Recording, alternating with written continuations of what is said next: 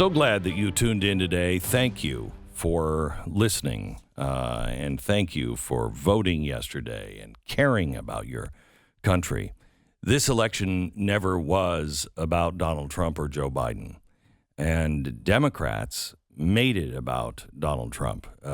Many of them so blinded by their hatred of Donald Trump that they voted for a Trojan horse, somebody who is mentally not there, and whose vice president is a socialist, somebody who believes that it is the equal outcome that we should all be striving for. I will tell you that that's just evil. And in my faith, we believe there was a war in heaven, and that we all fought in this war. And the war is, as you read in Genesis, that Satan said, do it my way. Just give me the credit. I will go down, and I will tell everybody exactly what to do. And when I tell them exactly what to do, they'll do it, and everyone will return home safely, and I'll cause no pain. Well, that didn't provide us with any growth. And a third of the angels turned away and said, no, but I believe we were those angels. We chose once for the freedom to make mistakes as long as there was forgiveness. That if we would turn back and say, oh my gosh, I screwed up, I am so sorry, that there was forgiveness. God trusts us, even though he knows us. How he could possibly trust us is beyond comprehension. Thomas Jefferson said, you got to trust the American people. They'll screw it up, but eventually they'll get it right. Winston Churchill said the same thing. Americans will do the right thing once they've exhausted every other option. They'll come to the right conclusion. I still believe that. My mother killed herself, died because of drug addiction and alcoholism.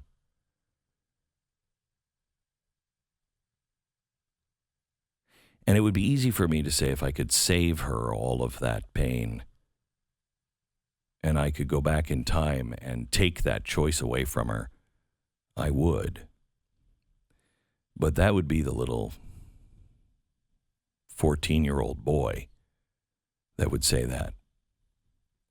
Because I realize that every mistake I've made, every really horrible choice that I've made, led me here. And wherever I am, at whatever time of my life I've been in, even in my darkest days, it's exactly where I was supposed to be, to learn. As long as I remembered where the light was, as long as I remembered there was forgiveness and redemption.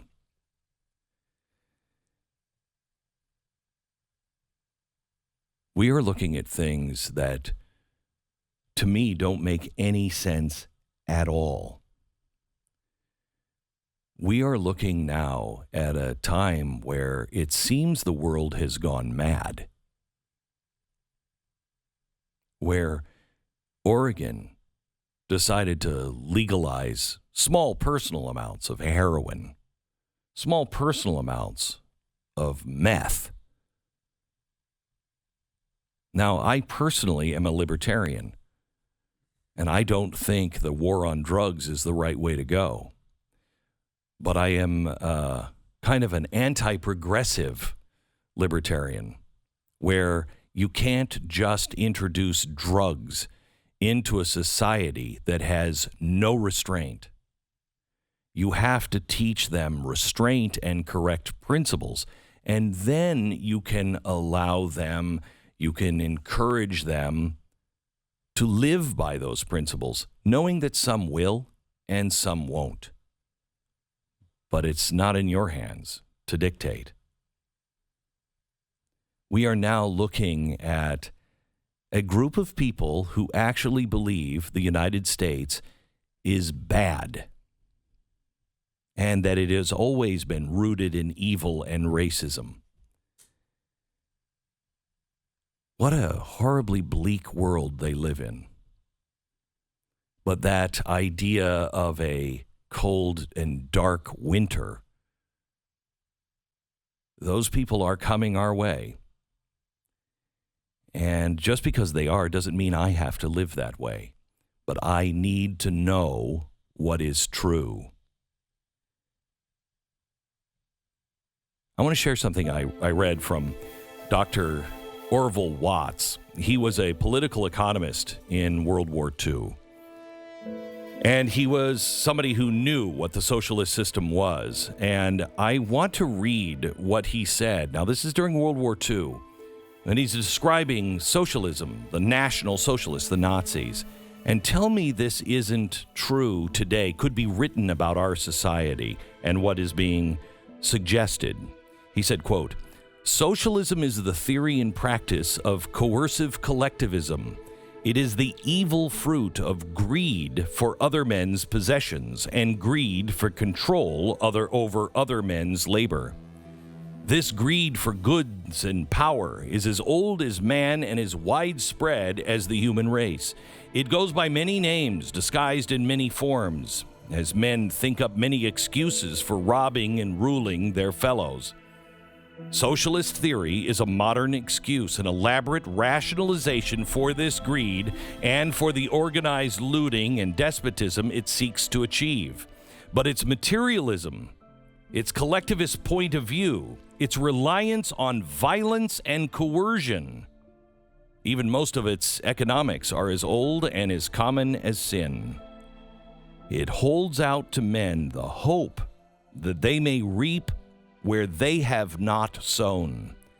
It teaches that man is a creature of his environment, that he may be happy and good if he gets enough wealth, regardless of how or where.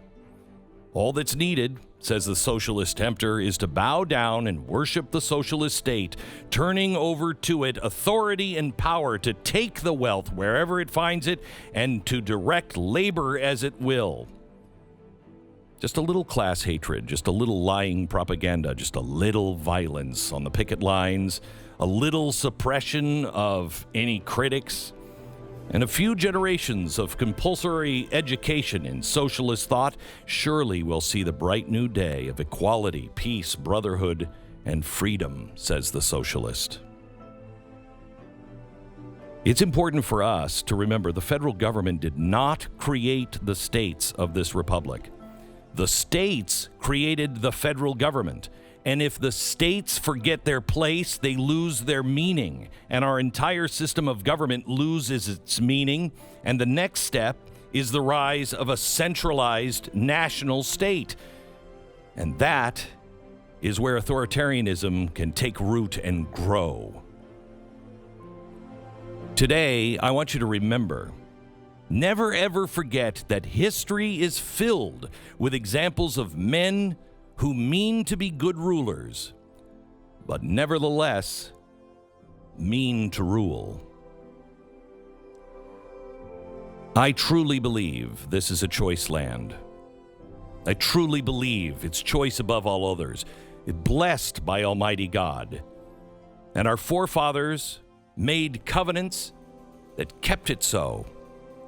And it will continue to be a land of freedom and liberty as long as we are able to advance in the light of sound and enduring principles of right. To sacrifice such principles for expediency, often selfishly motivated, is to endanger our noble heritage, and it is certainly unworthy of the great American people. With everything in my heart, I love this nation.